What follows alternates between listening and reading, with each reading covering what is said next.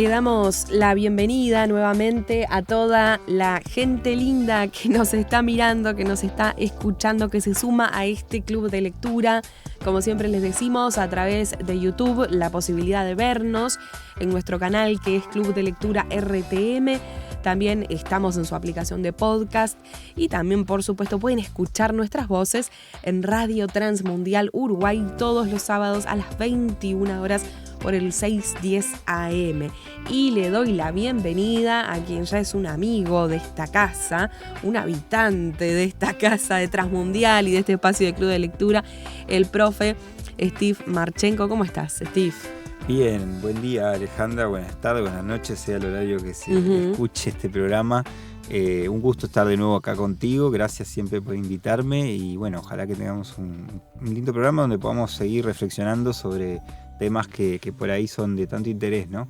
Steve, ¿y qué programa denso, pero en el buen sentido de la palabra denso, que hicimos el anterior encuentro, queriendo mirar la Biblia, ¿no? Con motivo del mes de la Biblia, septiembre, quisimos encarar un poquito este texto, queriendo conocerlo, queriendo entender un poquito qué es lo que nos revela, qué es lo que nos quiere mostrar, su historia, bueno, cómo está escrito. También. Creo que algunas de las cosas interesantes, y yo me quedé con algunos apuntes, tenía que ver sobre todo con la antigüedad de este libro y su fidelidad, ¿no? Yo decía, a mí me llamaba la atención esto que decíamos de que por ejemplo, el famoso canon alejandrino que genera ahí, sobre todo entre quienes pertenecemos a la iglesia protestante, digamos, nos genera ahí alguna incomodidad. Incluso esos textos ya vienen desde la Septuaginta, esa versión que fue trabajada antes de Cristo, ¿no? Esa versión del Antiguo Testamento, por supuesto. Es impresionante la antigüedad y todo el trasfondo y la valoración que hay por el Antiguo Testamento en ese momento y luego el Nuevo Testamento, que vos ya decías que para el año 100 todo lo que son los textos del Nuevo Testamento ya estaban escritos, ¿no? No me equivoco, año 100 nos dijiste. Sí, como máximo, digamos, algunos lo ven por ejemplo, Apocalipsis, uno podría ubicarlo en los 90, es más o menos, 96, 95, 96. Eso por lo menos es lo que hay muchas cuestiones que se van confirmando con el tiempo, ¿no? Y hubo épocas, por ejemplo, entre el siglo XVIII y el XIX, que había un montón de cosas que todavía no se habían confirmado documentalmente, y como eran épocas, por ejemplo, el XVIII, una época muy racionalista, entonces había un cuestionamiento muy grande a la autenticidad de algunos textos, a la validez histórica.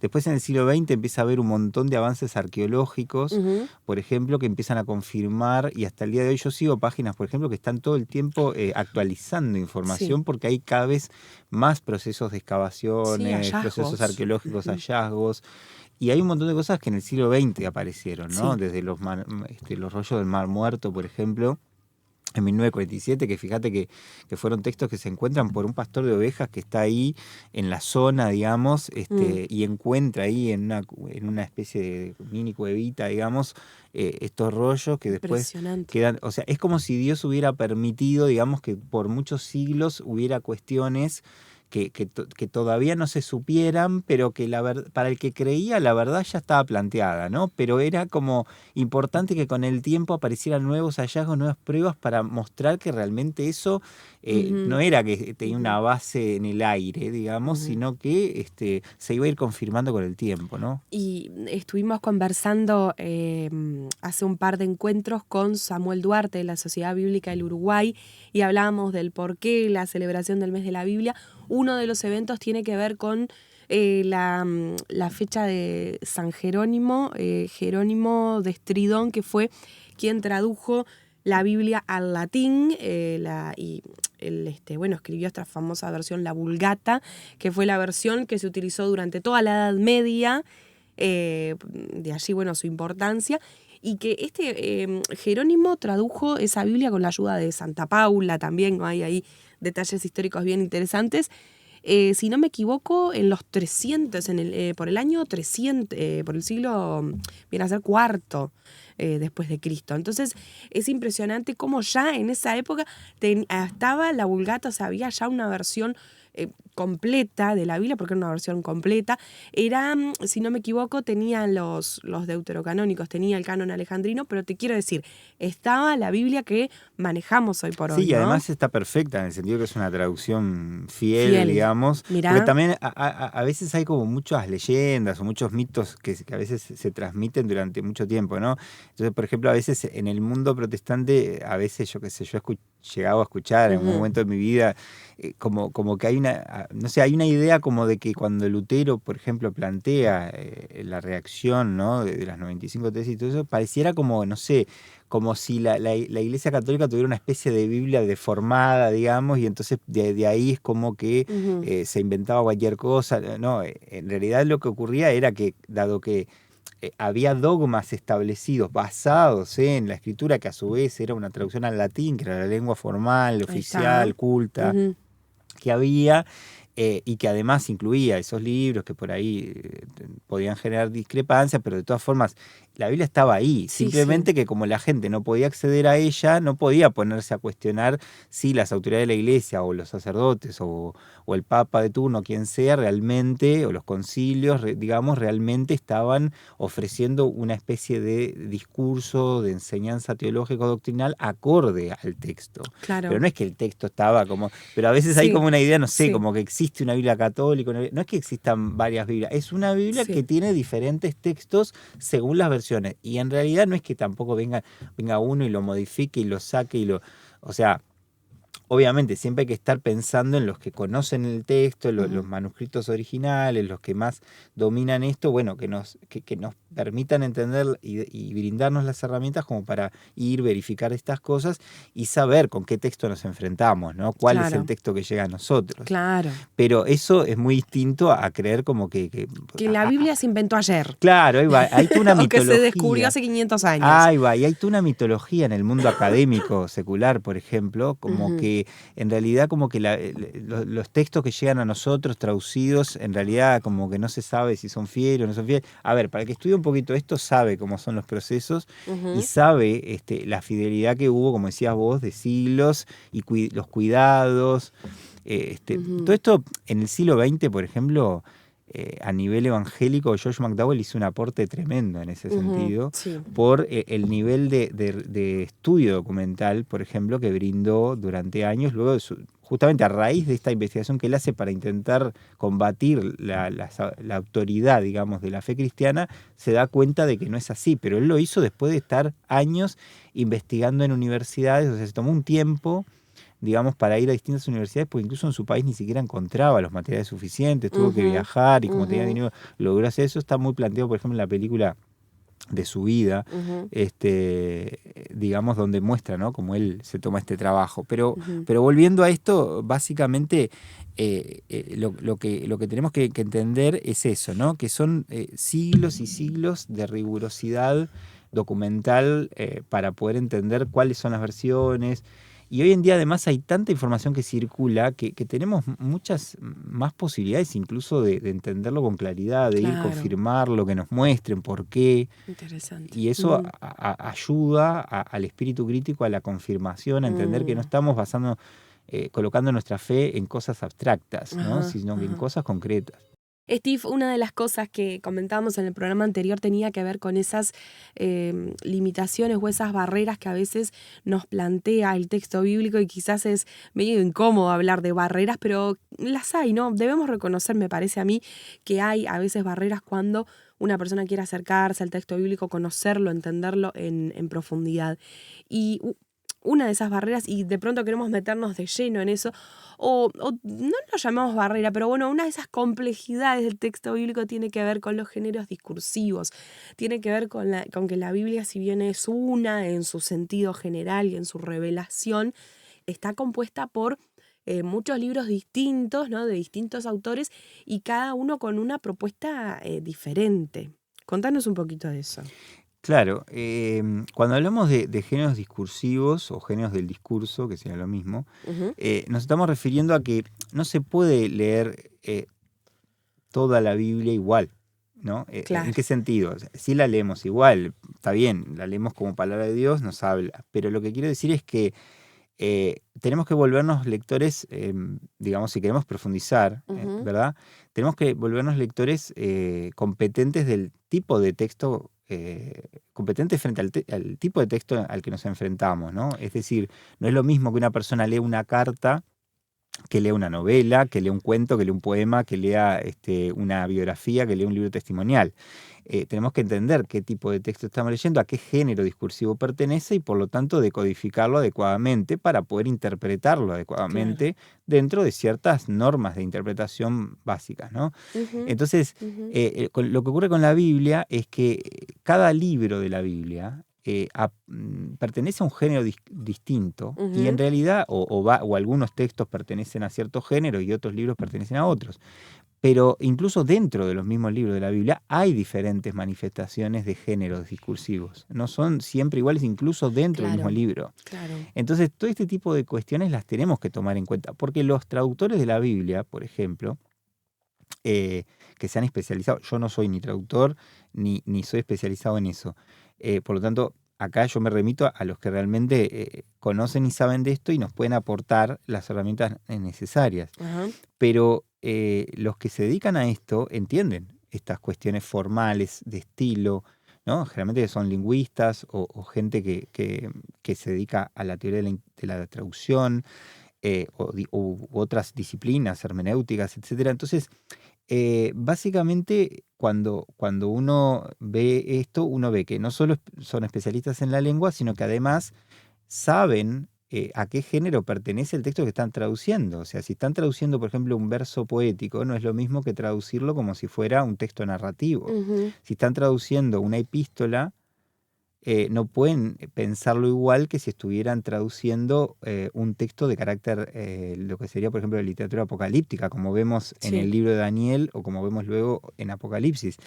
Entonces, eso implica que el lector, cuando quiere entender el texto, tiene que poder entender estas variables. Y qué importante esto, Steve, perdón la interrupción, No. También para la gente que enseña la Biblia, porque lamentablemente se ve mucho eso de tomar un texto de un libro que, como vos decís, ¿no? Determinado estilo, determinado género, y plantearlo como otra propuesta, ¿no? Plantearlo como doctrina, afirmarlo como doctrina, o medio algo profético, y en realidad no quiere decir eso, quiere ser algo poético, quiere ser algo más, yo qué sé, de pronto testimonial, ¿no? Entonces, qué importante también conocer eso a la hora de enseñar para no estar inventando cosas raras, diciéndolo mal y pronto, ¿no?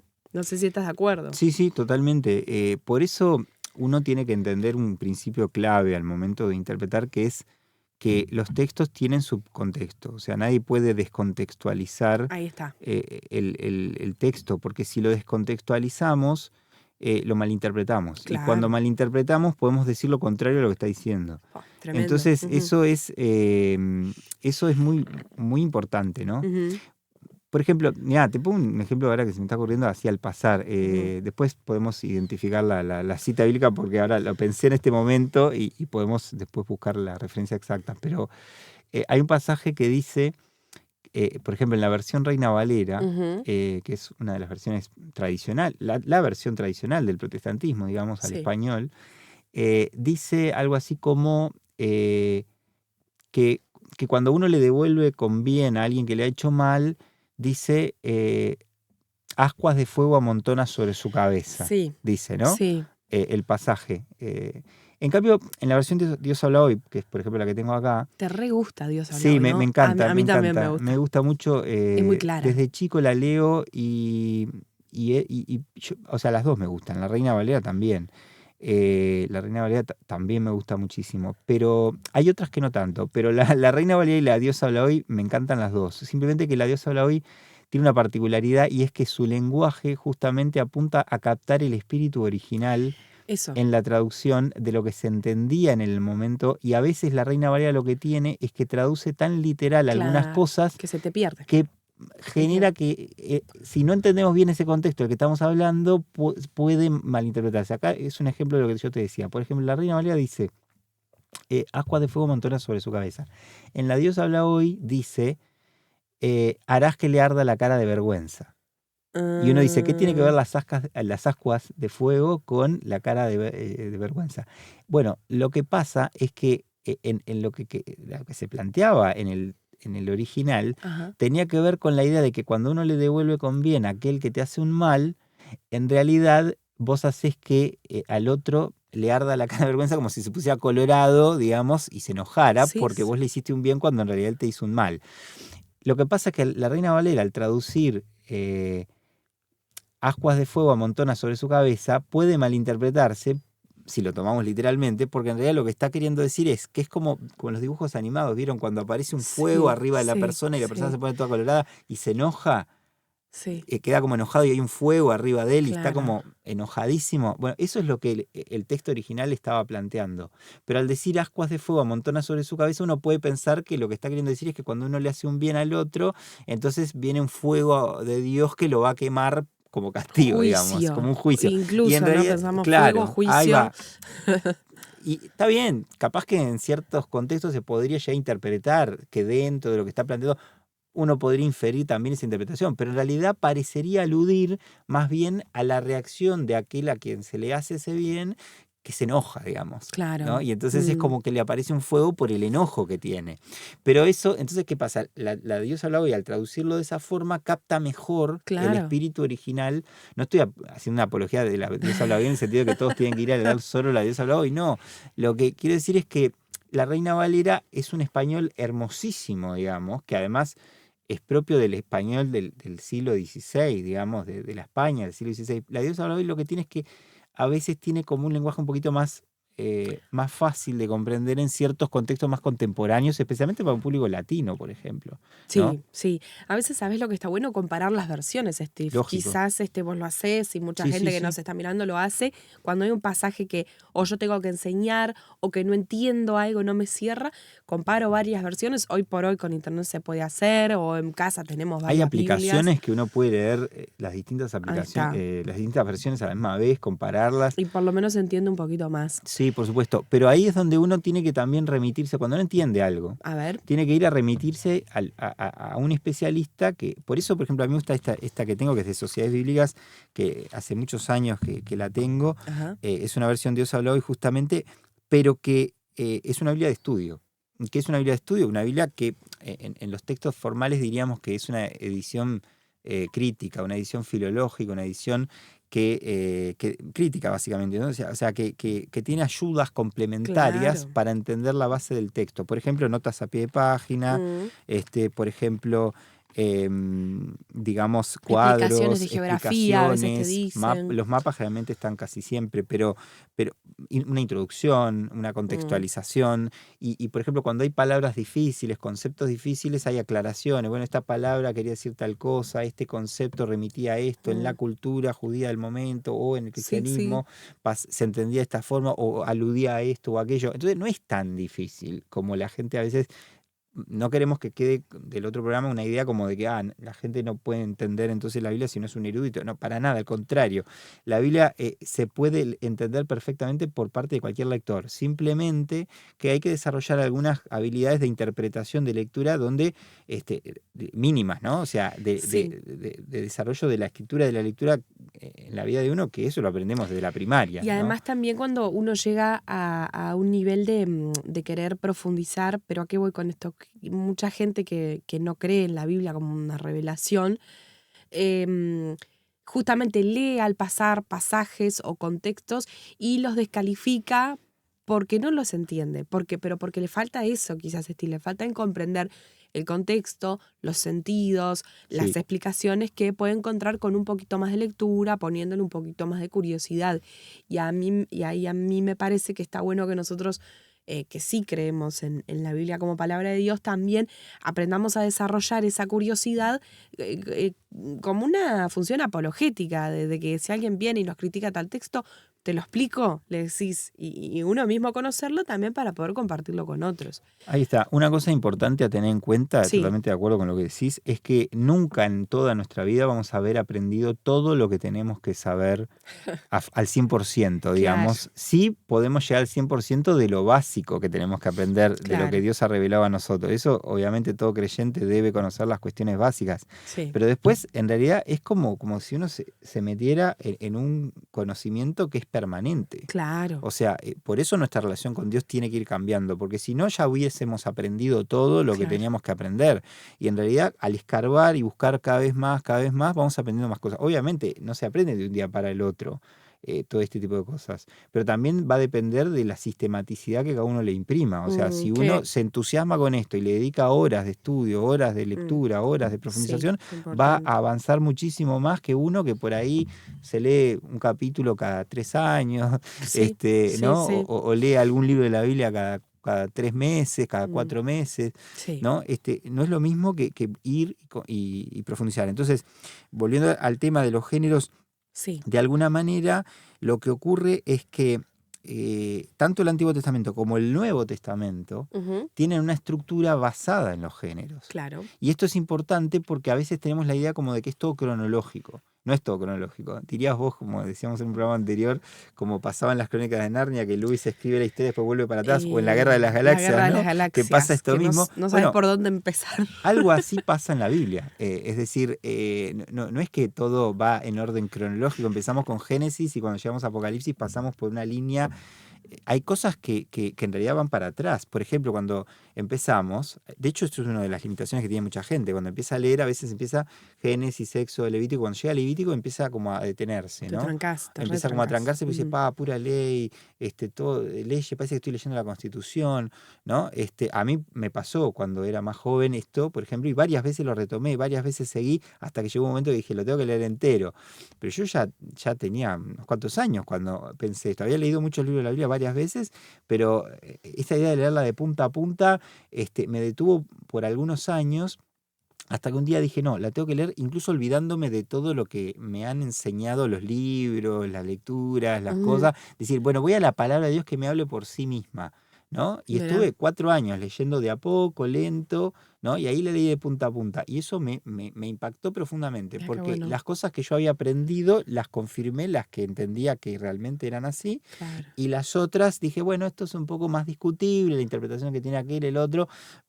Pero el dejar que la Biblia te hable es fundamental, ¿no? Y eso es lo que pasa cuando entendemos lo de los géneros, porque empezamos, por ejemplo, con el Pentateuco, ¿no? Que los judíos le llaman la Torá, ¿no?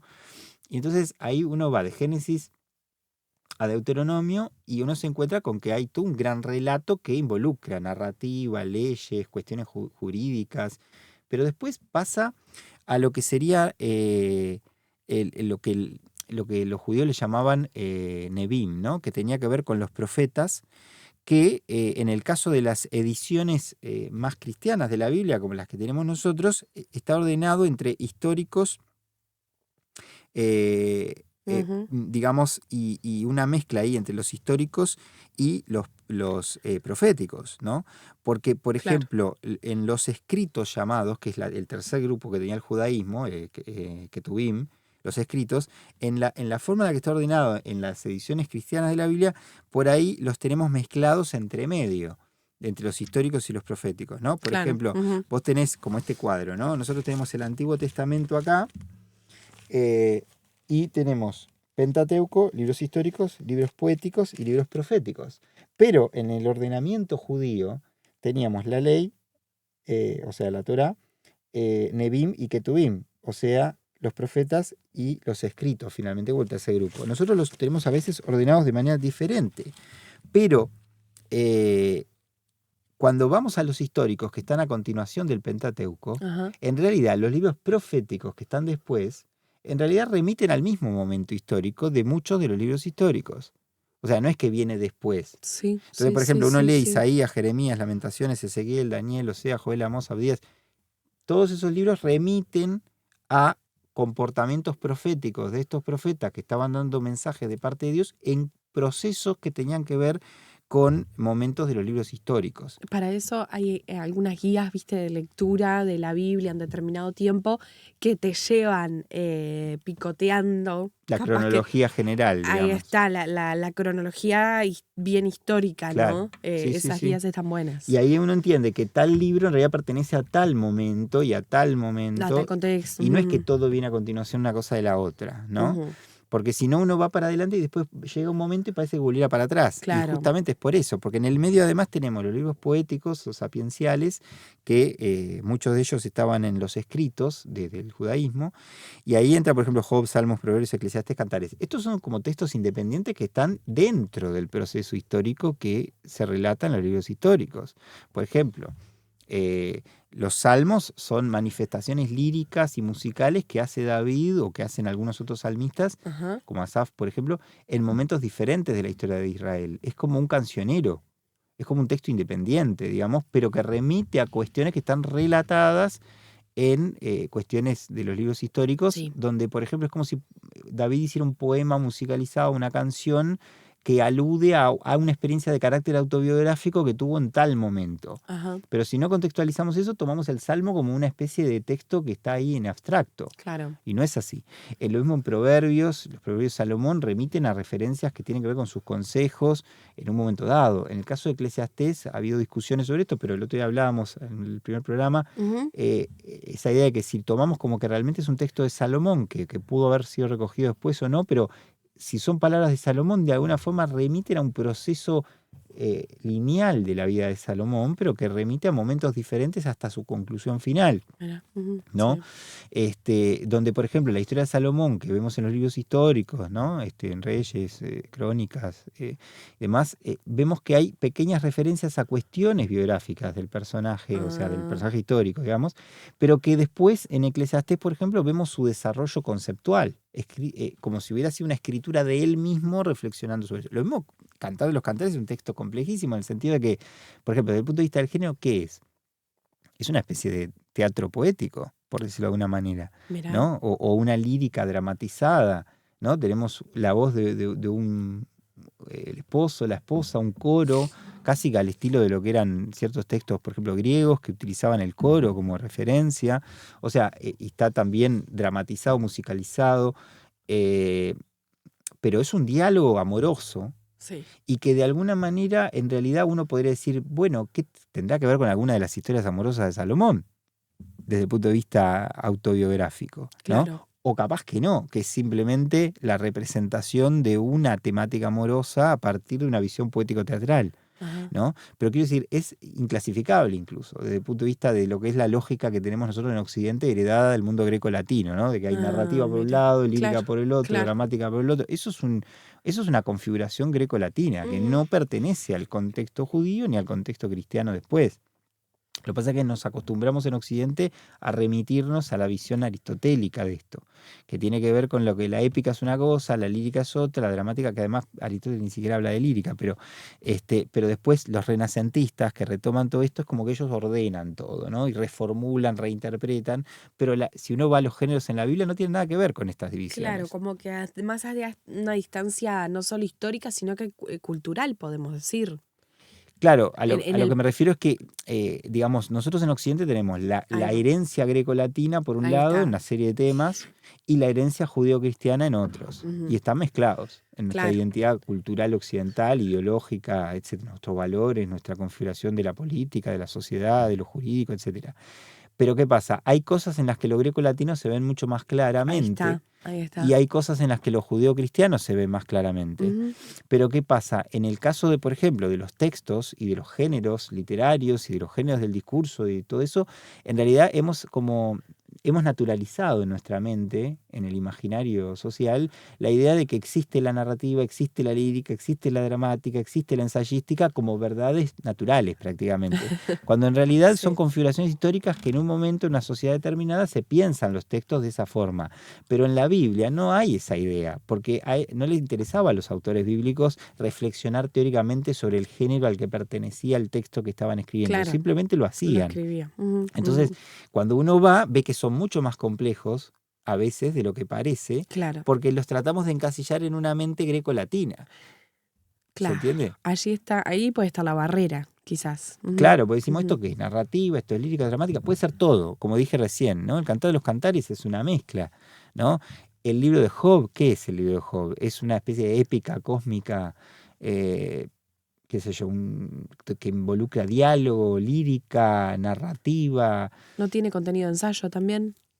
puede tener puede tener algo de pasada. Eclesiastés es claramente un antecedente del ensayo moderno, Sí. ¿no? Ajá. Qué sé yo. Después los libros proféticos tienen mucho de lírico, mucho simbólico, mucho alegórico. Y en un minuto que nos queda de programa, Sí. Steve, en el Nuevo Muy Testamento, ¿qué bien. géneros El Nuevo encontramos? Testamento. El Nuevo Testamento, en todo caso, es quizás hasta menos complejo que el Antiguo, en ese Mirá. sentido. Ajá. Tenemos una estructura que va de los evangelios, que prácticamente son un género en sí mismo, en el sentido de que involucra una especie de, entre comillas, biografía en sentido moderno, Sí. sobre la vida de Jesús en este caso, pero Borges diría, una especie de biografía fantástica, en el sentido de que involucra elementos de carácter Claro. sobrenatural, Ajá. que en una biografía moderna no parecen ser habituales, ¿no? Sí. Pero por otro lado es una narrativa que involucra documento, testimonio, pero con un sentido concreto de cada uno de estos textos, pero que después no tiene una continuidad en el tiempo, salvo las manifestaciones, yo que sé, de los evangelios apócrifos, o que intentan incluso cuestionar cosas de los evangelios oficiales, pero en realidad no es que haya gente que después se puso a escribir evangelios, ¿no? Ujú.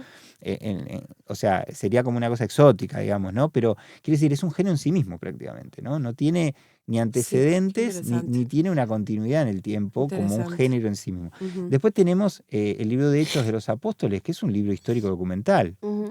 que también involucra testimonio de eventos sobrenaturales, milagros, eh, cuestiones, por ejemplo, cuando los discípulos ven a Jesús ascender al cielo, pero la conversión de Saulo, luego su identificación con Pablo, su encuentro con Cristo en el camino. Es decir, son textos de carácter narrativo, documental, historiográfico en su forma de ordenar las cosas, pero involucrando elementos que tienen aspectos de carácter sobrenatural, pero que son el documento de lo que pasó con la iglesia en el primer siglo, Ujú. ¿no? Porque no está hablando de abstracciones, no está hablando Sí, de sí. héroes mitologizados, está Sí, hablando sí. de personas de carne y hueso que dicen haber vivido determinadas cosas.